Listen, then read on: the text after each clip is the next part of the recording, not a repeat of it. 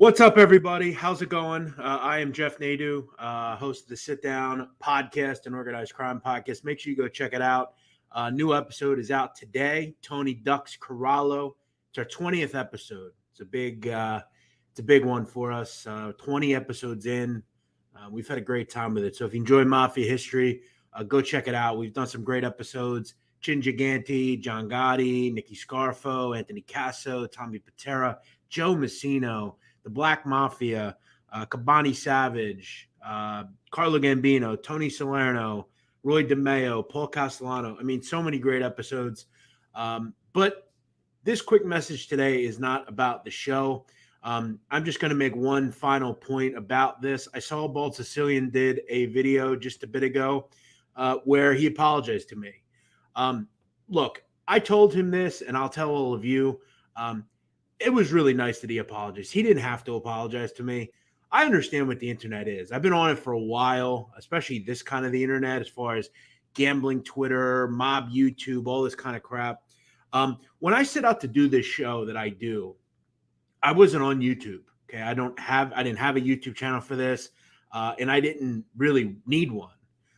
My goal with the show that I do was to put it out as a podcast, get into the top 50 rankings on iTunes, which I've done and still do every week, and really create a platform where I could share my love of mob history, and I have a passion for that. So we put together this show. When I was at Barstow, I actually was going to put it together there, and I just ended up getting my own college basketball show, and I just wasn't able to do it.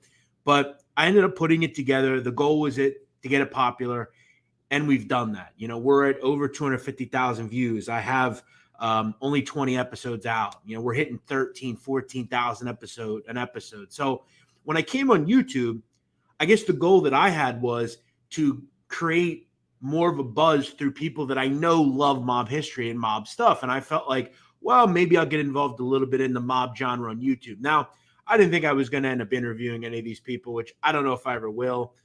Who knows what will happen. But I remember at the time, Lee Cole was doing his channel, and he had interviewed Jimmy. And I felt like it was a pretty cool interview. And I reached out and I said, hey, Lee, I think some of the stuff you guys are doing is entertaining, and just kind of introduced myself. And Lee can share those messages if he wants. And then he asked if I would come on his show. And I told him, sure, I'll definitely come on. I just don't really want to get into the nonsense. I don't really care much about the drama.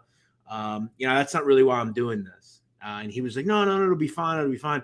I went on, everything was cool. And then obviously we got to like last night where, Lee was coming in and saying, listen, I understand Lee's doing what he does. Sicilian, they're doing what they do. I get it. Totally fine. What Lee said to me, I thought was out of line. Ultimately, I'm a guy, I can handle it. Okay. It is what it is. I wasn't upset. I thought it was entertaining, actually. And I think when you've been on the internet as long as I have, especially with some of the companies that I've worked with, you have to have a little bit of thick skin. Does some of the things bother me that people do and engage in on the internet? Yeah, it definitely does. But I have to understand that they're doing their thing and I'm going to do mine. But really to those guys, particularly Sicilian and Lee Cole and really anyone in that YouTube community, all of you guys are doing what you do. I just am personally going to take myself out of it. This will be the only time I ever talk about it on this channel. I'm going to go back to just doing the sit down shorts, trying to get a bit buzz up on YouTube. Again, it's not the end of the world if I don't. My goal with my show is to get it bought by a bigger company, and then I can go out and interview anybody I want. And that's ultimately what I'll do, because not that I've ever failed, but I've always tried to get what I'm doing to a bigger level, right? So whether it was Twitter, where when I started Twitter, I had 0 followers. Now I have 30,000. I have a podcast at Twitter with 6,000 that I made just a few months ago. So for me, it's always about growth. And that's one of the things I like about Bald Sicilian. He's a guy that I can call a friend, and, him and I can do really cool stuff where we just talk about the mafia and mafia history.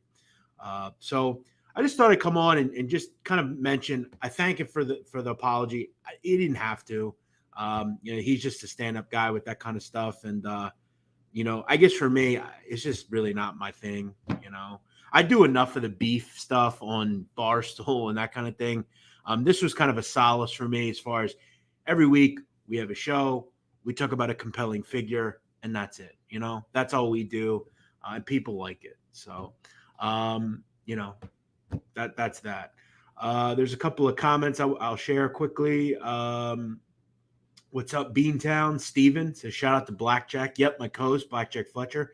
Shout out to him. Eka says, this beef is going on and it's getting ugly. It is not for my age. Yeah, I hear you. Listen, like I said yesterday to Casperosa and to Sicilian and to Lee, I don't understand it. I'll never understand it. Both sides hate each other. I don't think there'll ever be a resolution to it, So I think sometimes you have to just admit that you don't have to always respond to everything. And that's kind of how I look at it. I think some things you got to just let happen. Like I have people on the internet that have made their daily goal to go on Twitter and say bad things about everything I do. I can't stop them from doing that. What they say is up to them. It's their business. But it's not that I don't sleep at night. I still do what I do and I still have my life. And, there are always going to be people that consume their lives with yours or negativity. So I just try to, I used to kind of ease into it. But then, I just kind of stopped. All right. It was just entertaining. There's no reason to take this BS seriously at all. It won't last forever. Yeah. But again, it wasn't said to you. I was called things that I'm not, which again, that's where it got a bit out of line. But either way, I'm not going to talk about it anymore. I'm moving on from it. As I said, our show is out. We talk about Tony Corralo today, the Lucchese boss. Someone says you got sandbagged.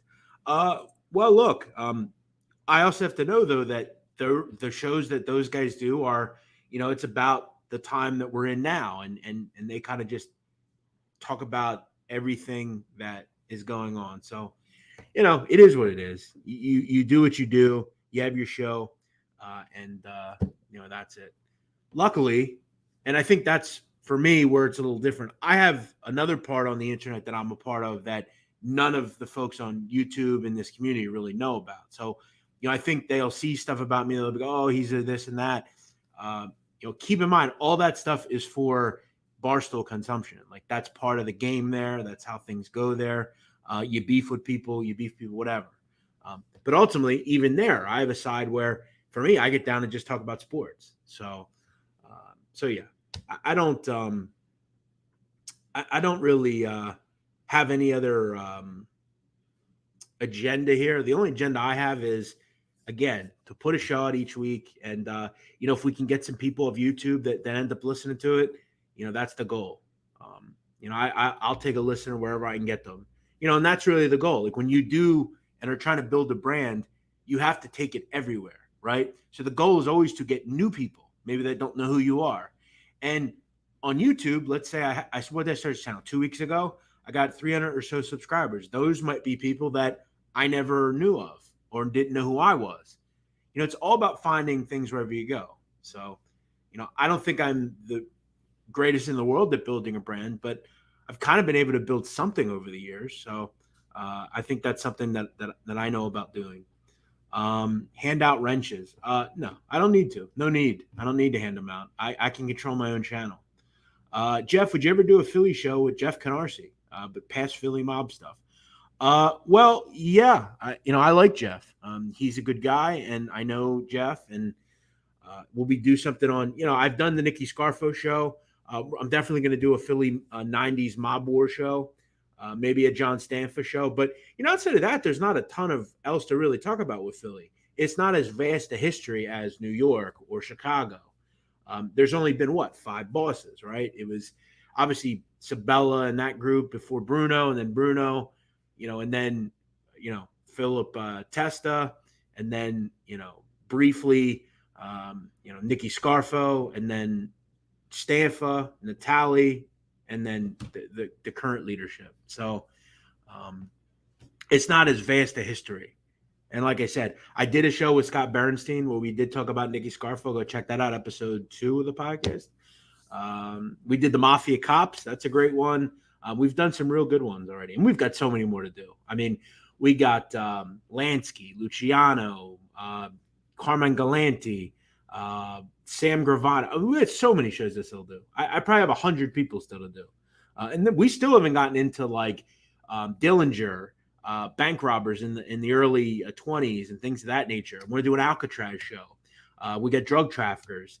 I want to get into really international organized crime. You know, I want to talk about the D Company in India. I want to talk about you know, some of the Al Qaeda stuff. You know, some of those high end terrorists, organized crime individuals. So yeah, as far as that, yeah, that's all I really have to say.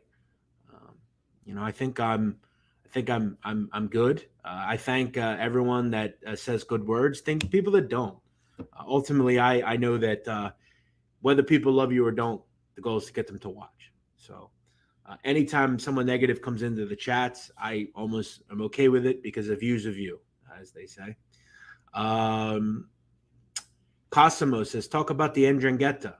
Well, that's such a vast network. It's hard to talk about just one, but I'll talk about certain people for sure. Jeff, I like the stuff you do, and I admit I didn't like you much at first, but you've got to understand I was introduced to you by Lee's show.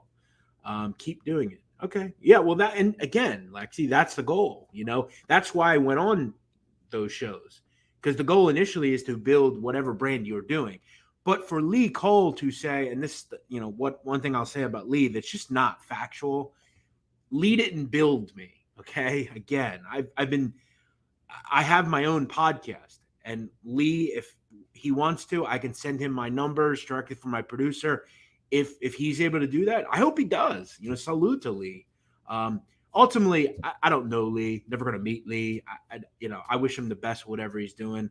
I think as an individual at his age, he should, you know, not be so worried some of what these folks are doing. But who am I to tell him how to live? People don't think of Indians as gangsters, but in Canada, Indians make up a whole swath of gangsters.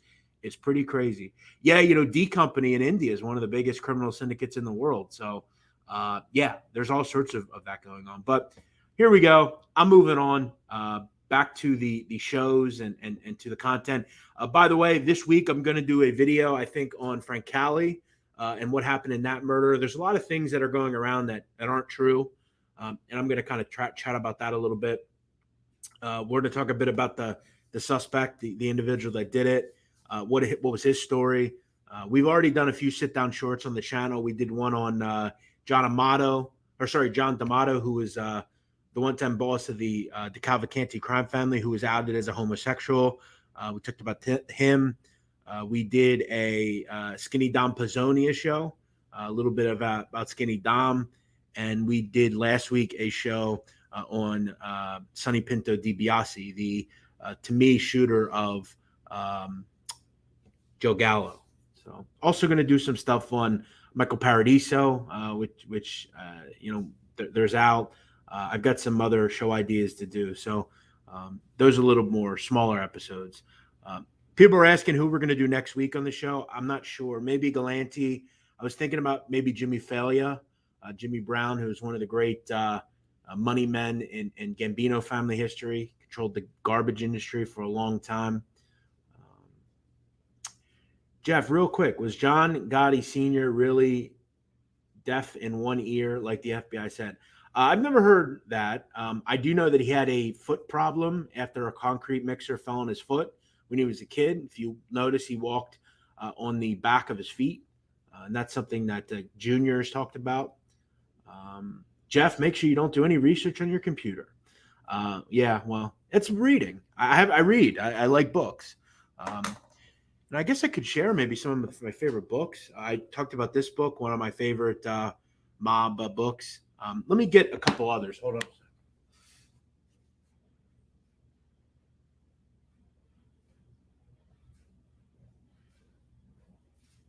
I got a treasure trove of books here. Let me show you just a couple others. This is one of my favorites, an old school book, Mob Files. Some really great short stories about the Philadelphia Mafia. Um, so check that out. Um, what else do we have? This is probably my favorite book ever written. Not necessarily a mob book, but one of the greatest books ever. This is about Baltimore and David Simon's career, following around the homicide detectives in Baltimore City. Probably my favorite book ever written. Just absolutely terrific.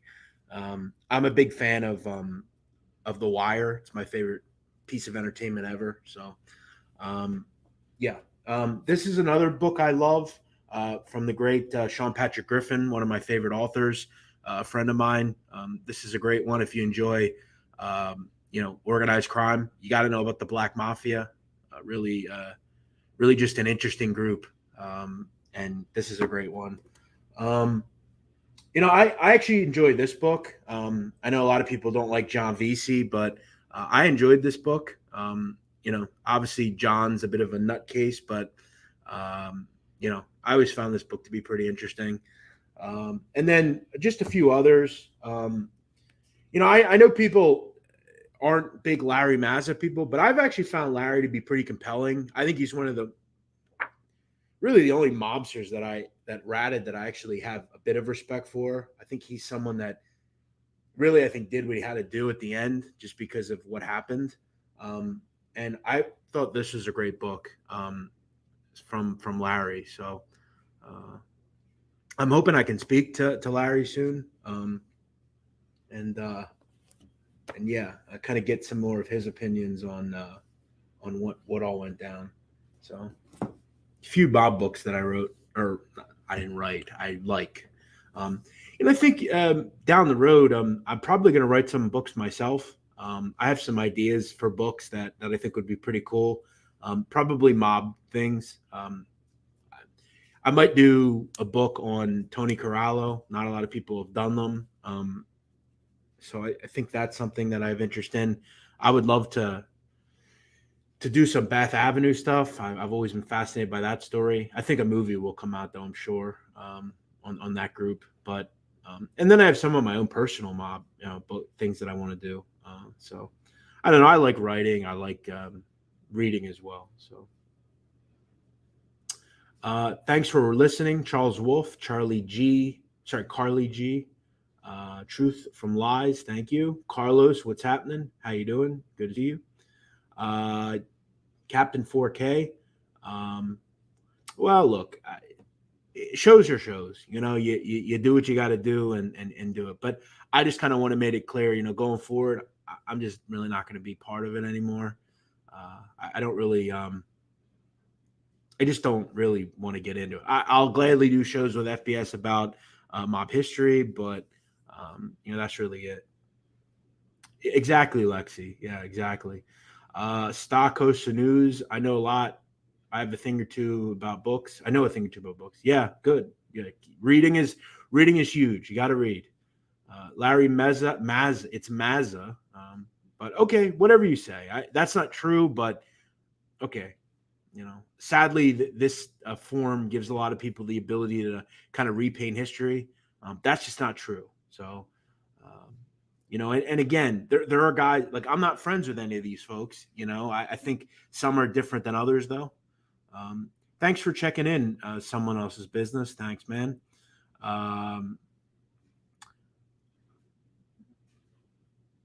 Yeah, maybe we'll do something. I'll ask FBS tonight. Maybe if he wants to do something. Jimmy Calanger is the only one of those that I respect.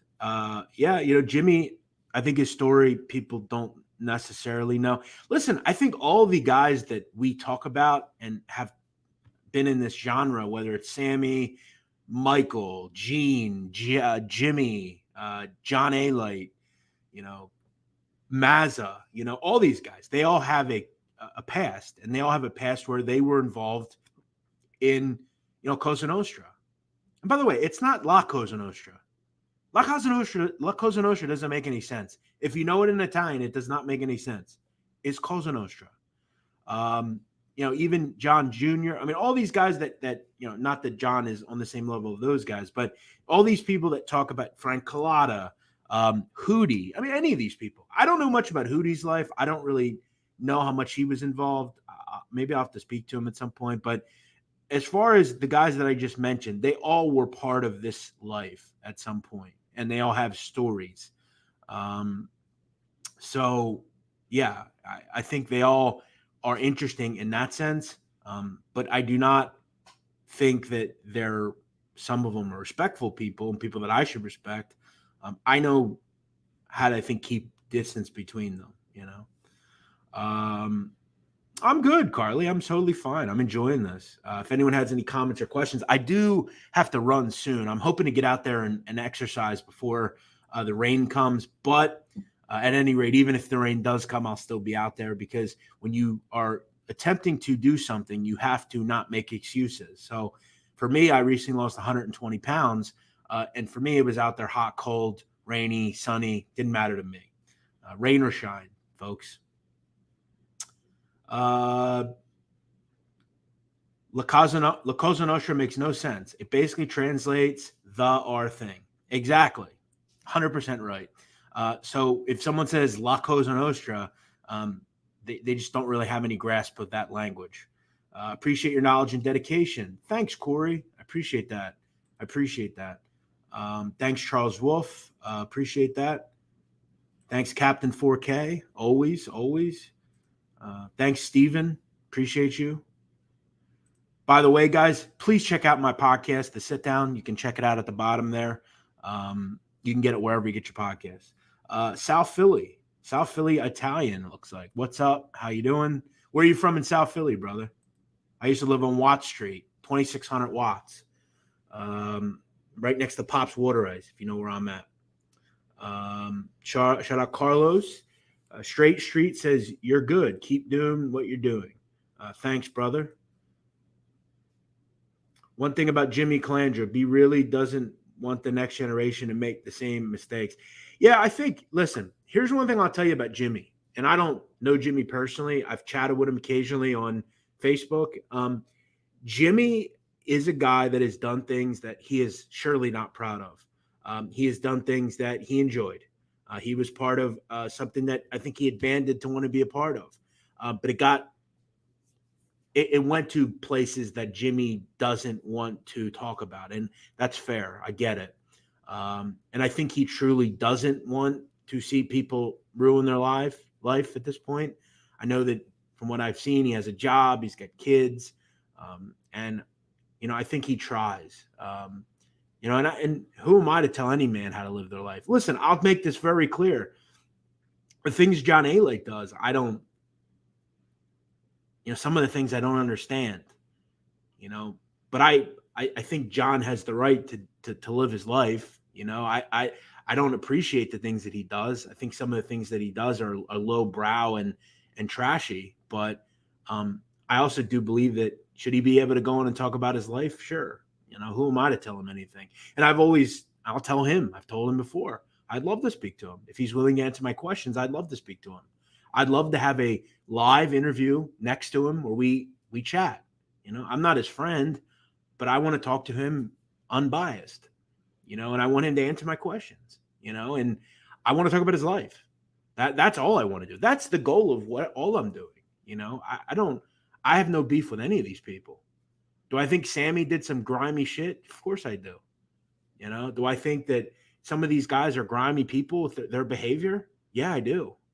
But I think when you do this at the level that I'm trying to do it at, you have to be some sort of, unbiased person. I don't have an agenda here. I don't hate anyone. So for me, it's not about who do I hate. It's not about that. I don't like the decisions these people made, but I think they have the ability to tell their story. And for all these guys on Twitter and YouTube and stuff that say, I know what happened, or I was there. You weren't there. You have no idea what happened, and you only hear what you want to hear, right? So I guess my goal is I truly try to get the truth. I look through indictments. I look through Pacer 302s. I look through, look, we did a show on Tony Corallo this week. I looked through genealogy records about Tony Corallo.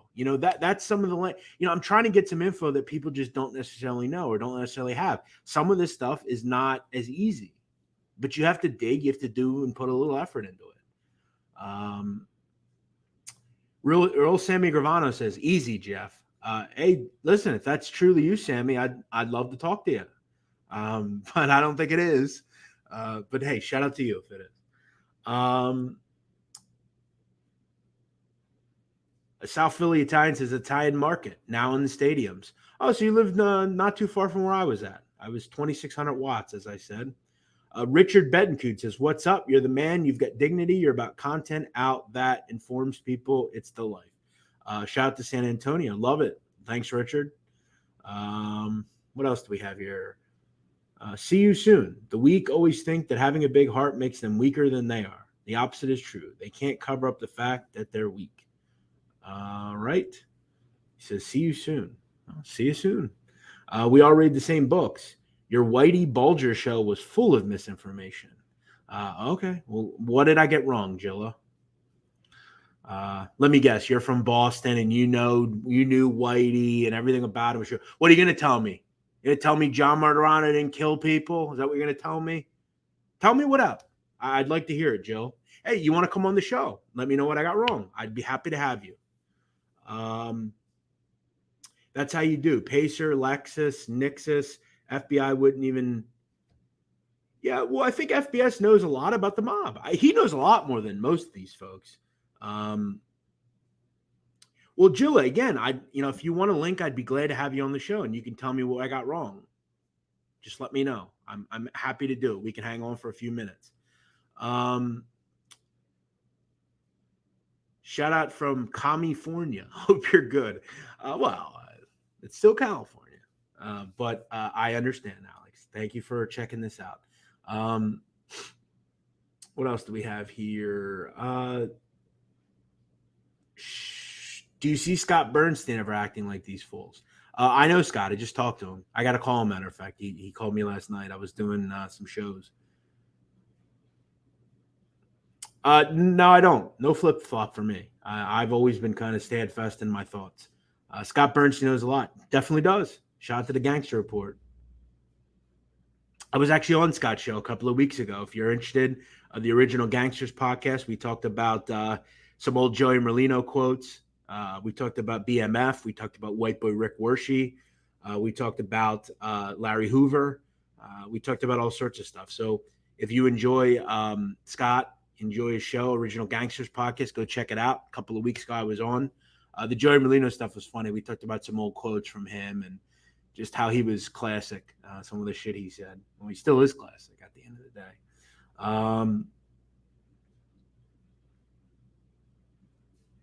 Thank you, Charles. Appreciate that. Scott is the dean of the Detroit mob. He definitely is. Scott knows a ton about the Tocos, Jackalones, White Boy Rick, Johnny Curry, all those guys. Best friends, all that.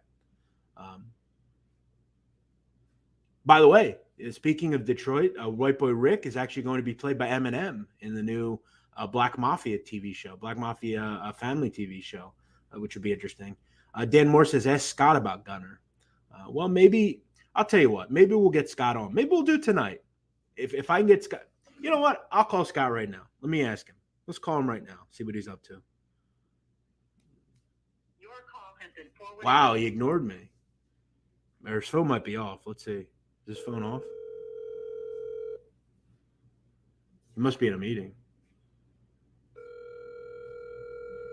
Let's see what he wants to do it tonight.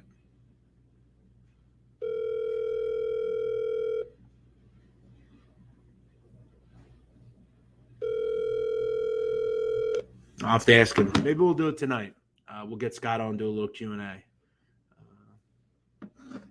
That'd be fun. It'd be good for YouTube. You know, a little back and forth. Scott's busy, though. He's got a lot going on right now. Jamie P. says, White Boy Rick Wershey got a bad deal. I hope he wins his lawsuit. So do I. White Boy Rick is, a guy that had a long, tough life, did a lot of things he's not proud of. I know that. And he just filed a $100 million lawsuit against the FBI. So I hope he wins. Did like 30 years. Keep in mind, this is how amazing the justice system is. Nate Boone Kraft, was a Detroit hitman, killed, I think on record, 30 people. Did less time than White Boy Rick. Johnny Curry sold way more drugs than White Boy Rick. Did less time than White Boy Rick. John Martirano killed 20 people. Did 12 years. Sam Gravano killed 19 people. Did, 10 years.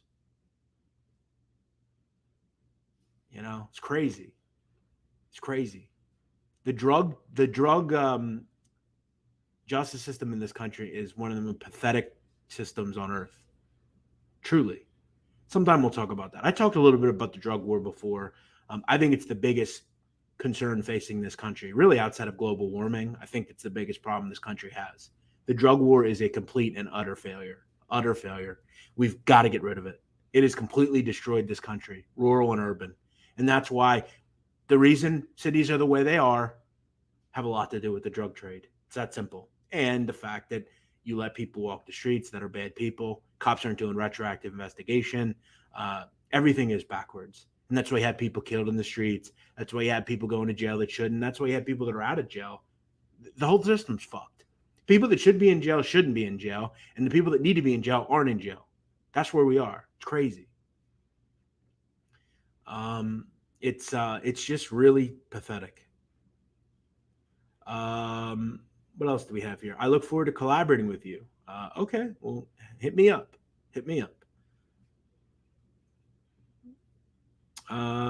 Dan Moore says Scott will vouch for Gunner. Well, we'll have to see. We'll have to get it straight from him. Is Jeff no longer dealing with FBS? No. I just talked to FBS. We're still going to do the mob history stuff when we can.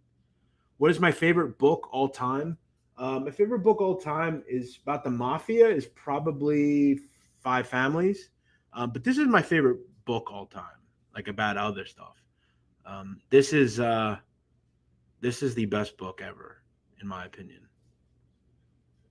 David Simon is one of the smartest people on earth. Jamie P says the drug laws are fucked here in the UK as well. Yeah, it's pretty shameful. Do I think Michael Franzese killed as a mafioso? Do I think he did? No, I do not. But who the hell knows?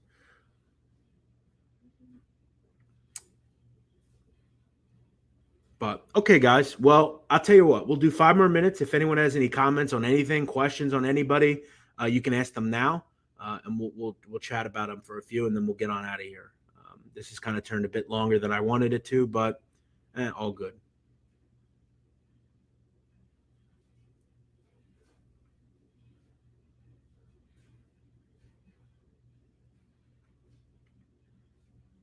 Carly says, "Guy's a groupie." Who's a groupie? Who's a groupie? I didn't hear what you said. Yeah, maybe you can elaborate a bit.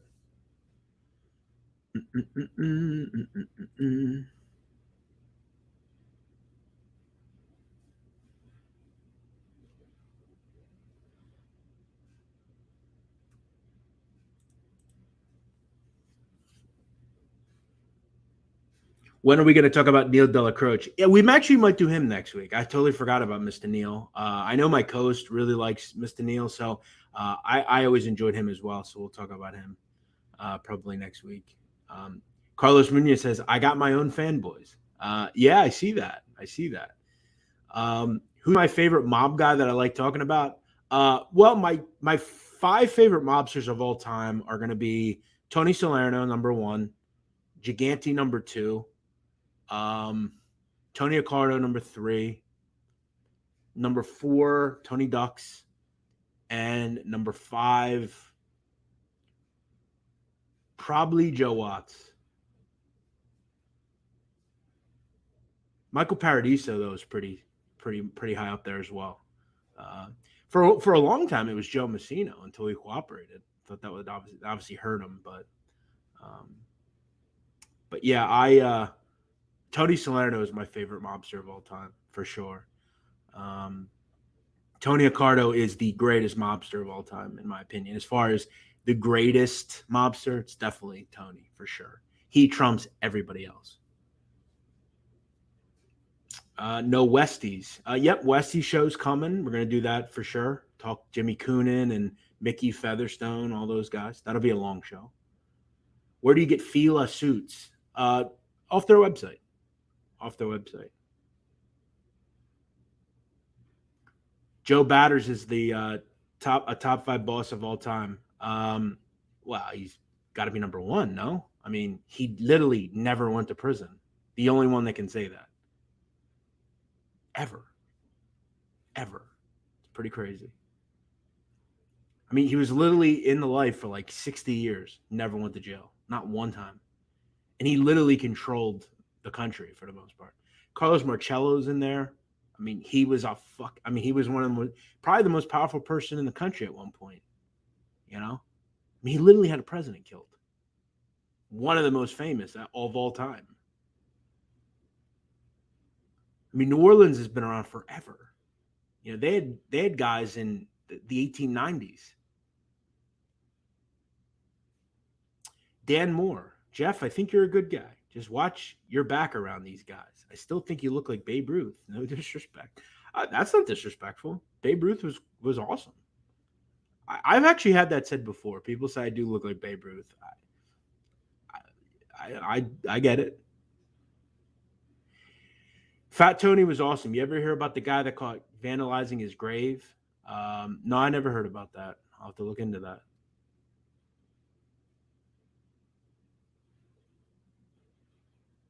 Steven says he killed the wrong Kennedy. Agreed. I couldn't agree more.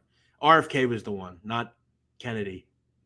Kennedy could have been a pawn for Marcello, and he would have did whatever the mob told him. Kennedy, the brother, was the problem. I couldn't agree more with that, Steven. Couldn't agree more.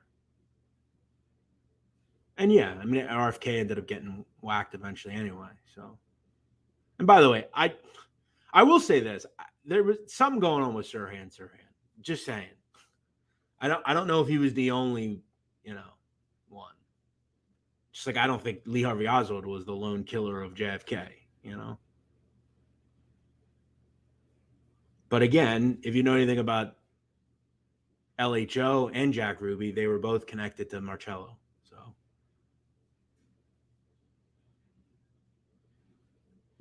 Richard says, Dan, I think Jeff looks like Abbott from Abbott and Costello. Well, that's a bit before my time, so let me take a look at that. Abbott and Costello. Let me see here. Yeah, I can see it, I guess. Maybe when I'm a little older.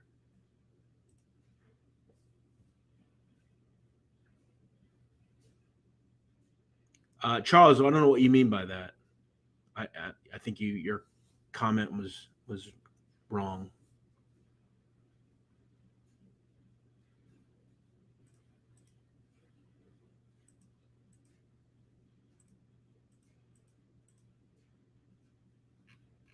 Just a few weeks away from football, which is exciting.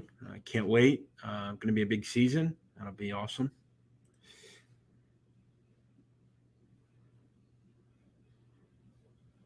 Someone says, who is Jake Ruby?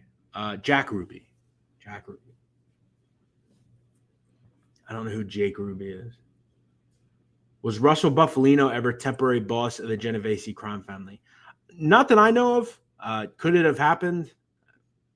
I mean, Russell was powerful. He had a lot of connections. Was he ever the boss? Not that I know of. But with them, I mean, they had so many front bosses. Not that I think he would ever be the front boss, but not that I know of. Franzese was raised by Sonny Franzese. I don't think Sonny raised any lightweights. Okay, well, again, he wasn't around a lot, though. He was in prison. So you don't seem to have many air facts right either, Julia, Chris, but I don't know. I've noticed you in the chats. You seem like a bit of a know-it-all. It's your way or the highway, and that's okay. You should start a show, maybe. My first Mafia book was about Tommy Agro and Joe Dog Iannuzzi. Yeah, we obviously heard last night about those two. Sicilian played that. Are any more defendants getting added to the Philly case? I don't believe so. Not that I know of. But I'm not the Fed, so I don't know. Jeff, stick with me and Louie. Bensonhurst's finest. We know a lot about history. Well, good to know. What do you know about Carmine Charlie Wagons Fatico? I mentioned him in my latest video. Yeah, Charlie Wagons was a big timer. Obviously, he created the Bergen Hunt and Fish Club, was a big timer in East New York, then went over to Queens, was really the mentor to a lot of guys, particularly John Gotti, Fat Andy Ruggiano, a lot of different guys. They were all kind of involved with each other. He would obviously, Gotti end up taking over the Bergen crew. Fatico went away. Fatico had a brother as well that was also involved in the life. We'll do an episode on him for sure. Joe Dogs died in Kerrville, Texas, 60 miles from me. Interesting. At least he died there and not where he maybe should have. Charles Wolf says Dave and George Anastasia seem to think so. Well, they've always say that though. They've said there's going to be an indictment coming down for the last 7 years. I mean, of course they say that. The Irishman was the Forrest Gump of mob movies. I like The Irishman personally. Is it factual? Not particularly, but there's a lot of. I think the last 30 minutes are really fucking good, and they really don't have that much to do with much of anything. But it's about him realizing where he is in his life, and that he's, going to die alone, and all that he did was for nothing. The scene that's great is when he's in, like, right towards the end of the film, when he's in the nursing home, and the great actress Dasha Polanco comes in, terrific. She comes in and she's the nurse, and he's looking at the picture of Jimmy Hoffa, and he's like, "You know who that is?" And she's like, "Yeah, I know who that is." And he goes, "You don't know who that is, Jimmy Hoffa." And then she's like, "Yeah, I don't know who that is." And I think he kind of realizes, like, okay, well, there's a new generation now, and what did I do all this for? I gave up my family. I gave up my life. I gave up everything. I'm going to die alone with the door halfway open, I don't know. Him preparing for death was kind of great, I think it was really well done. I think it's the best part of the film.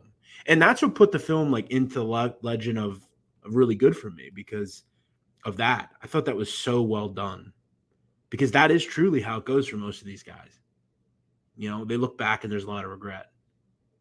And, everyone had died, I noticed the same group of commenters are on every show. Do any of them work? You'd have to ask them. I don't know. Irishman could have been better if they just used younger actors. I don't know. I didn't really care that much about that. I think the thing is, Lexi, and this is kind of the opinion I have. At that point in the film, Frank was only in it for a few months, I think, or just a year or so. Most of the time when random regular people fight, it looks a lot like that. But again, I get it. I get what you're saying. These are not professional fighters. These are not UFC fighters or anything. So I get it. I think it also could have looked fake if you got someone too young, but I get it. I get what you're saying. All right, guys, I'm going to jump off here. This ended up turning into a Q&A session as opposed to just not an apology, a quick message, but I'm done with all this. No more. I'm not getting in the mud with this. I dipped my toes in, and that's that. So you'll catch another video this week. I'll do something maybe on Frank Cali. I think I might do something there. So make sure you check that out and follow my channel if you haven't. And go check out our podcast, The Sit Down, an Organized Crime Podcast. All right. I'm out of here.